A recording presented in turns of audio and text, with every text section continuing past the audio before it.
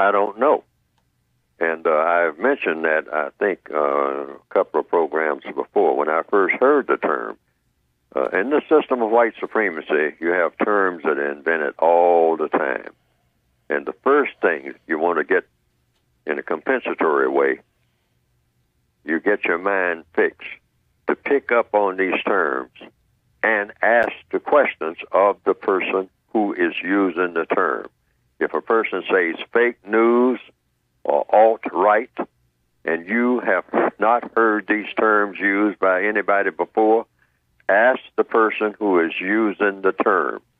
If a person says, well, I'm a member of the alt-right, well then, the logical procedure, the codified compensatory procedure is, what do you mean when you say you're a member of the alt-right?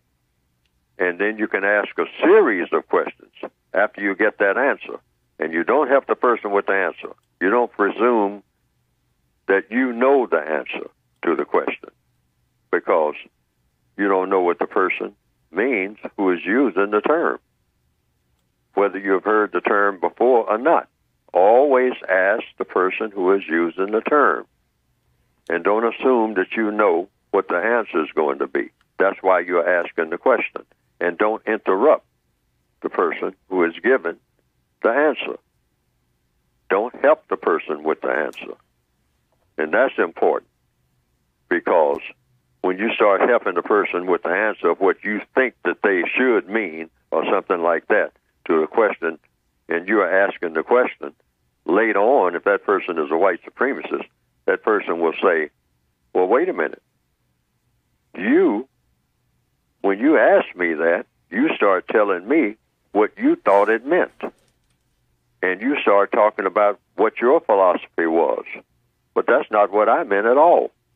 So these are your words, yes, not mine. Yes. The white supremacists catch people in that trick all the time. So don't interfere with the person when they are giving you the answer. Just be ready with the next question, and then absorb the questions that they are given. Remember the answers, rather, that they are given to the questions. If a person says, I'm a member of the alt-right, sir, what do you mean when you say you are a member of the alt-right? And then you have a series of questions after they give the first answer.